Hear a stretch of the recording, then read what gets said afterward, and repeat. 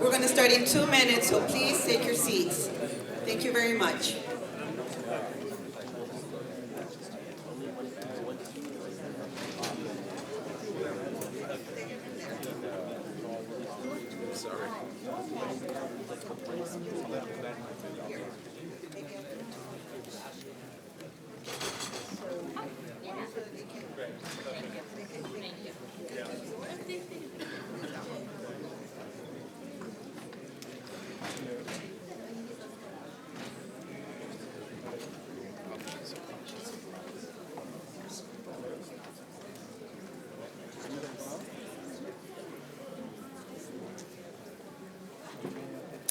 Good afternoon, everybody. My name is Claudia Leon York, and I am with Nicaraguan Freedom Foundation.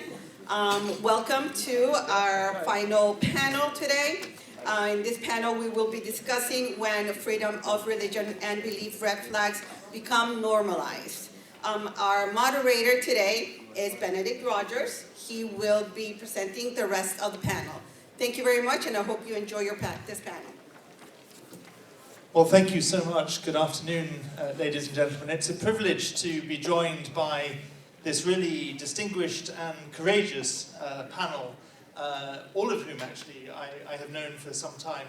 To my immediate left is Wei Wei Nu, who is a former political prisoner, a Rohingya from Myanmar, and the founder of the Women's Peace Network.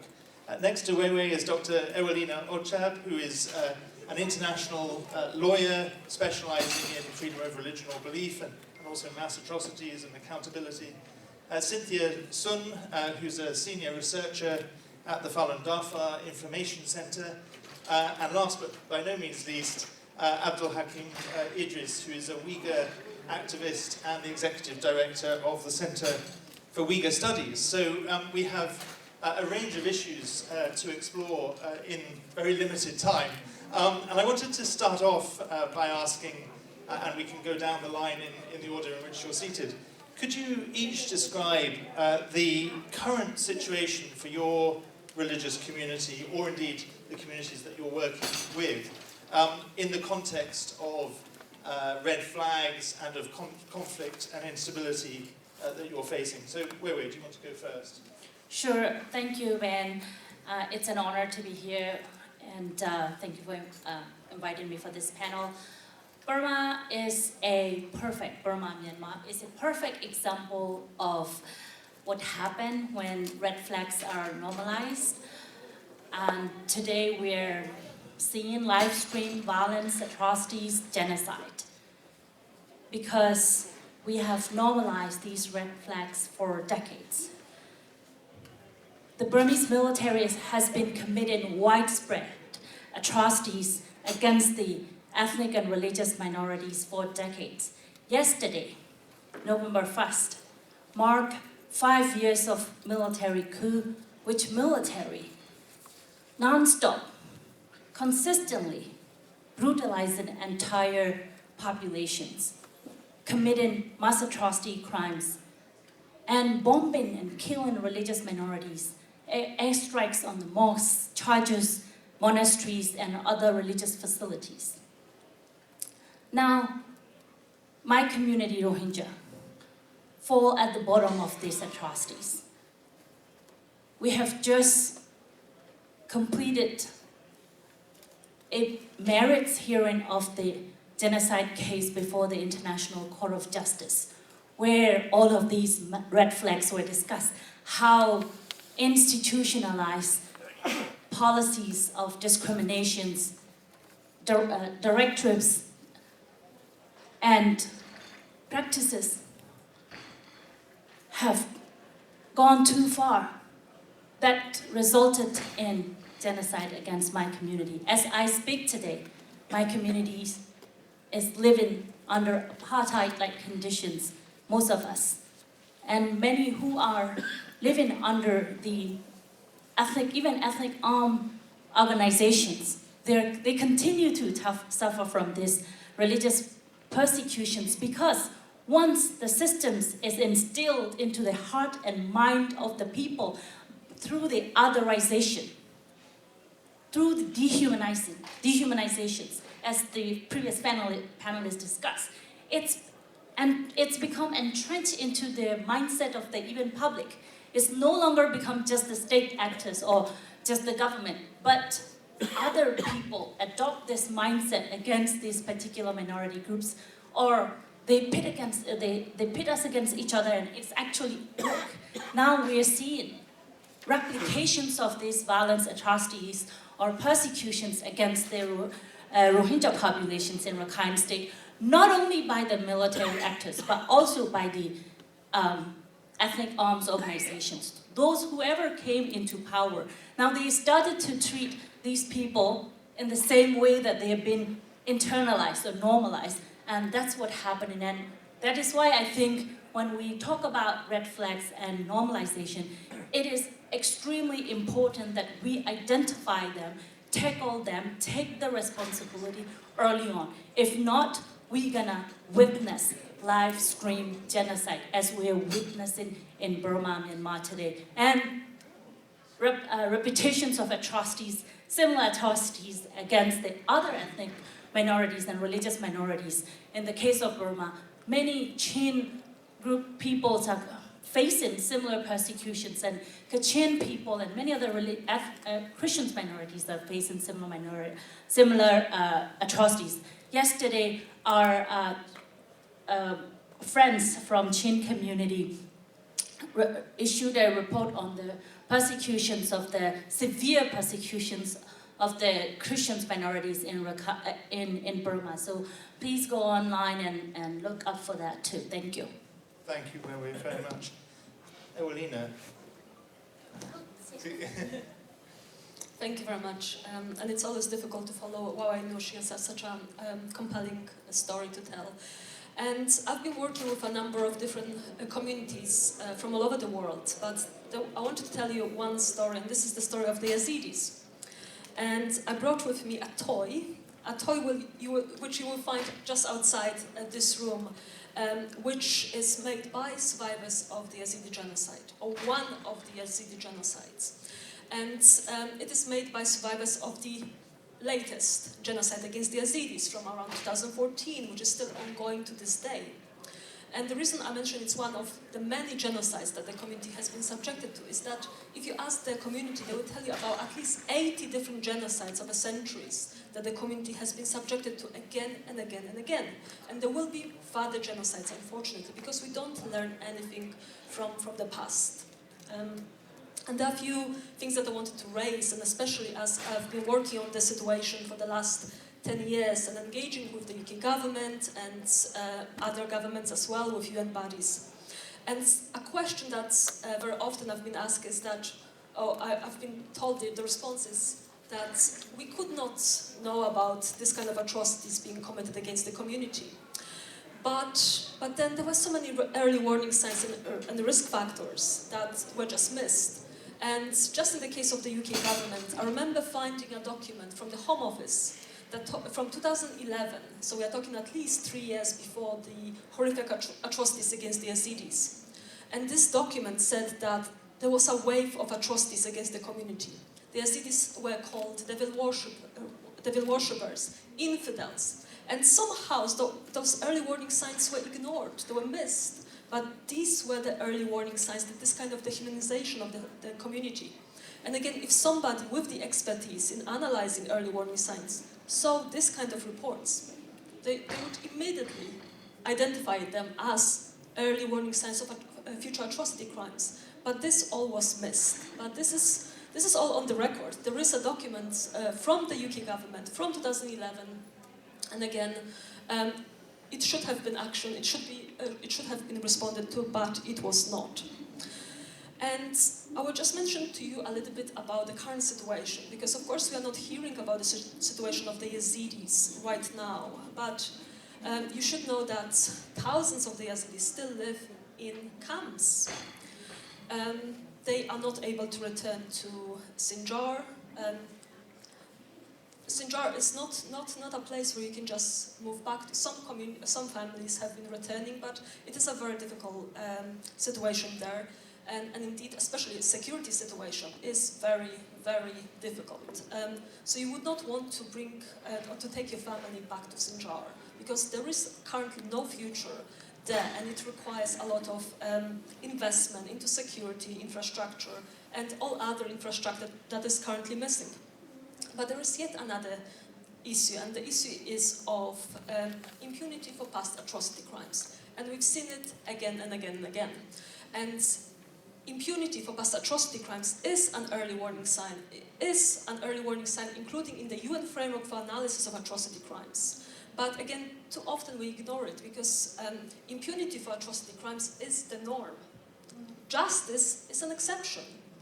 A few years ago, when I published a book with Lord Alton of Liverpool, the title of the book that we chose was Getting Away with Genocide. It was not approved by the publisher. Apparently it was too catchy. But that was the message that we mentioned in that book with every chapter. The perpetrators are getting away with genocide. And again, we are not learning from it, and we are not investing enough in ensuring justice and accountability for atrocity crimes, and we'll discuss it in a moment as well. But this is also a message for the international community right now. We have not secured justice and accountability for the Yazidi genocide. Not in Iraq, not in Syria, not anywhere else in the world. There are few cases that we are praising, and they are very important cases.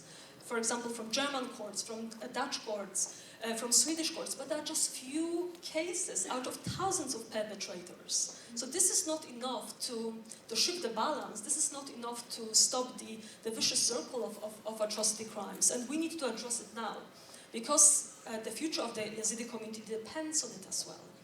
And right now we are also hearing about thousands of Daesh fighters being sent from camps in Syria to Iraq. What is going to happen there? And these are questions that we should be raising right now. And only last week, Free Yazidi Foundation, and you will see Pari just outside this room, and Yazda issued a statement as well, raising the issue and calling upon the international community to do something about it, because the issue is not going to solve itself. We need to act, and we need to focus more on prevention, and that includes investing in justice and accountability, but also punishing the perpetrators. Of course, that's something that, again, we are not doing enough, but needs to be our priority. Thank you, Aurelina, and those are themes we definitely will come back to shortly, but Cynthia. Yeah, I think, propaganda has been mentioned, impunity has been mentioned. One of the red flags that hasn't been mentioned yet is extra-legal precedents. For example, we both work on China. A lot of people know that it first starts off with the same playbook. You have propaganda, and then it starts going into the courts. Police start getting, bounty rewards for catching religious believers, and then it goes all the way to the prison systems and even to hospitals with organ harvesting, like we heard in the earlier panel. And I'm here to speak on behalf of Falun Gong, which, for the past 26 years now, tens of millions of practitioners have been targeted, and I think it's underappreciated how embedded religious persecution has become in China. And it's a system solely built to identify and target Falun Gong practitioners all across the country. Police, domestic security, prosecutors, courts and judges, prisons and detention centers, social media algorithms, and even neighborhood committees. Your neighbors could be spying on you, and that's the reality in China today for Falun Gong practitioners. And this is something that we've also seen overseas. For years now, as of the latest data, at least 5,302 Falun Gong practitioners, their deaths have been documented and verified. And between 2022 and 2025, over 15,000 practitioners were arbitrarily detained or harassed, with over 4,000 sentenced to prison terms of up to 15 years following sham trials. And obviously the full scale is difficult to measure, but we see these court records, we see verdicts coming from American citizens and their families, and we've seen these for years now. It truly has become part of the legal system, and that's a red flag that I want to raise today. The current situation in my country is Turkestan, as known as Xinjiang Uyghur Autonomous Region, is open air prison with high-tech surveillance. Every human being is somebody without soul, without energy, without emotions, and the red fear is so massive you cannot, greet other human being. This is the situations. We already provided enough evidence what's happened in our country, crimes against humanity, as the UNHCR reported, as a Uyghur Tribunal, independent Uyghur Tribunal funded out genocide on Uyghurs. And we have Xinjiang police files. We have thousands of Uyghurs around the world in diaspora. They give testimony. Still, we don't have any change in our country. This has become like a normal situations. And the Chinese Communist government attacked religion so massive because religion is the source for energy. Religion is the way for human rights. Religion is the fundamental element of the freedom and the human rights for the interface. So, as you know and documented, more than 17,000 mosques destroyed. All Qur'ans and educational materials destroyed and burned by the states, not by somebody else. This is the situation. And despite those crimes, as the Chinese media openly described the religion of Islam, mental disease, Uyghur as a backwarded people, and we want to make them normal. All this, we have few countries around the world, they recognize this as Uyghur genocide, and some of them taking actions like the US on the forced labor. But we are facing silence, mostly around the Muslim countries. 2 weeks ago, the General Secretary of Organization of Islamic Cooperation went to Beijing, met with the Wang Yi and the Vice President of China, and they said, we support China's policy in Xinjiang. So that 57 Muslim countries, foreign ministry, this organization, supporting making the Uyghur nation as atheist. They should actually, support the Muslim minority around the world, but they didn't. And I'll give an example, I'm not talking from abstracts or from the numbers, I'm talking from my mom. She is end of 70s, her life. Since 25th April 2017, I don't know she's alive, she's sick or not. What I know is, 2024, in August, I get the news that my father passed away in January 2024, 7 months later. And I don't know about my brother, Abdurrahim Idris. I find out in September 2017, he was sentenced for 21 years for prisons. I don't know he's in Urumqi or in the hotel where I'm from, or in China, or his organ already harvested. I don't know. And at that time, I get the news about my sister, Bukhadija Khan. She was born after I left my country in 1986. I never saw her in real life, I know her from the video and phone conversation, and she was educated in Chinese language school as what we call it in a hospital. She works as hospital, and she's sentenced for the prison term. And other siblings and the brothers and their sons, I do not have any idea. And I don't know, their children raising up in the so-called boarding school. There are more than 1 million Uyghur children, put those schools and raising up as atheist, communist, Chinese, Han-Chinese. And imagine those children are missing their parents. they're loved. Maybe they get the food, they get the educational material, but they are growing up. It's some atrocity you cannot imagine. This is how it's our countries, and I'm very happy to be this panel. What happened 2016 to Rohingya as a genocide happened to Uyghurs 2017. What happened to the Falun Gong, you know, the religious persecution and organ harvesting, today the Chinese have more than 3 million prisoners. They have DNAs. You know, like they are advertising in Muslim country like a halal organs, you know. This is what happened. And we don't know about the millions of Uyghur girls who are forced to marry Han Chinese people or forcefully sterilized. And millions and millions of Uyghurs today working in the forced labor facility. And we are talking about this atrocity, but one thing, you know, we never were able to mention. The Chinese Communist government confiscated the wealth and the land and the farm of the Uyghurs, more than 40% last year.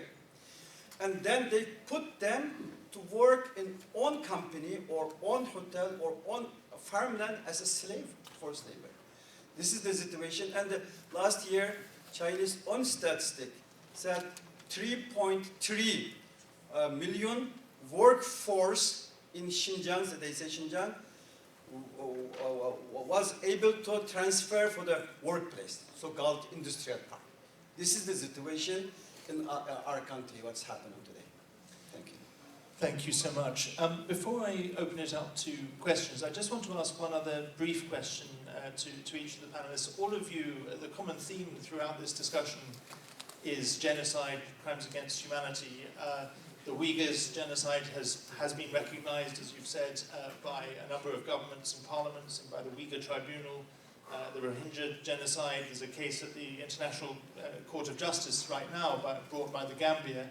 And of course the persecution of Falun Gong hasn't been officially recognized as a genocide, but the crimes against humanity of forced organ harvesting were recognized by the China Tribunal.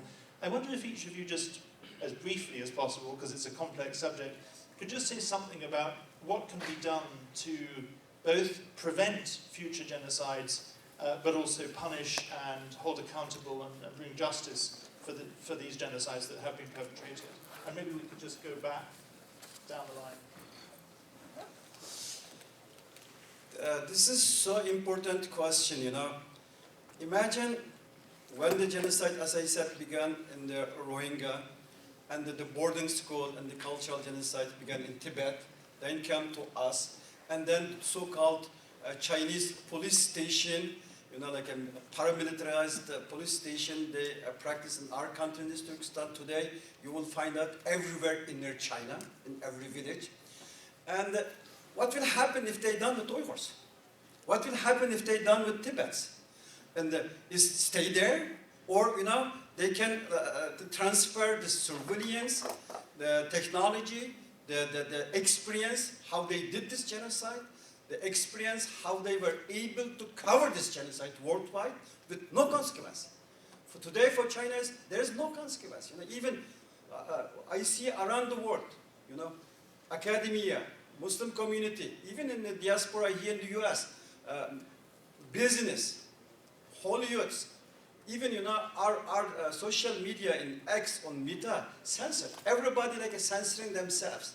What will happen to those others if the China were able, you know, to provide Taliban in Afghanistan? This scale. What will happen to Hazaris there? You know, what will happen in Tajikistan or in Kazakhstan, Kyrgyzstan, other countries? You know, and even in Pakistan. So this is very alarming situation, and we are, everybody is like busy today, you know, with their interest, and I'm very upset, you know, with particularly with the European. France, Macron went there without mentioning human rights situation. From Canada, Carney went there with a deal. UK, and going to Germany, around the world, you know. There's no consequence for this human atrocities. You can say, okay, Uyghurs are Muslim. What about Tibetan? What about Chinese Christian today? They are facing the same situation. And no business can compete with Chinese company because they use forced labor. We can remember Harry Wu, who was champion of the Logai. He worked many years. And this system, today, we become as a Uyghurs, victim of this. So I think I will end my message. I mean, like he said, the human costs for this are incredibly large. In terms of accountability, I think sanctioning the Chinese officials as far down the rung that we can go is an important step. As long as they're local, they're somewhere in the county level, I think that hurts a lot harder than if you go after Xi Jinping, who, now he's, going to be president head until he's 150 years old, right? So I think if you can sanction them, and this is definitely a bipartisan issue, former Secretary Blinken and former Secretary Pompeo have both sanctioned CCP officials involved with the persecution of Falun Gong, involved with the persecution of Tibetans and Uyghurs. And I think this needs to continue in the current administration and future administrations, because if their assets here are frozen, if their children can't get education here, because education is better in the US, then they're going to panic. They're going to feel like, their personal freedom is at stake, which, ironic. But, and I also think the second is really putting names to these faces that are being persecuted. This is not a normal situation. Religious persecution should not be taken for granted as like a normal, everyday situation. There was a life for these believers before persecution started, and there has to be a future for our generations that come after us. And just for a brief, to put names, I talked about extra-legal precedents earlier, and I have 3 names here that I really want to mention. In 2008, during the Beijing Summer Olympics, Yu Zhou here was a singer who was detained, and he died days later in custody. The second person is Simon Zhang. He's a New York architect. His mother was detained in 2022, also during the Olympics. She fell into a coma within 11 days, and she died a month later, still in custody. And then after that, in the same year, a 30-year-old radio host was detained. Within days, he died, and this was the state his body was in when his mom saw him, with bruises and torture all around his body. So if, in 2008, if we had stopped it when Yu Zhou was detained, if the persecution of Falun Gong stopped when he was imprisoned, and when international media and eyes were on him, then Simon Zhang's mother would still be alive, and Pang Xun would still be alive as well. Before I deal with the issue of justice and accountability, very quick comment on determination of atrocity crimes, because of course, Ben, you mentioned that in so many of the cases we have some kind of determination of genocidal crimes against humanity. But the issue is that which determination matters, or who makes this determination, and for what purposes. And this is something that unfortunately continues to be raised and used to justify doing nothing. And in some cases, such as in the case of the Yazidis, we have now court determination of the atrocities as genocide. But it took so many years to get to that place, and indeed the UK government has been using the fact that there is no court determination, so we are not going to recognize it as genocide. Until, of course, German courts started making this kind of, passing the judgments, and basically we raised those judgments with the government and finally recognized the atrocities. But for example, the Rohingya genocide is not recognized by the UK government because there is still no court determination.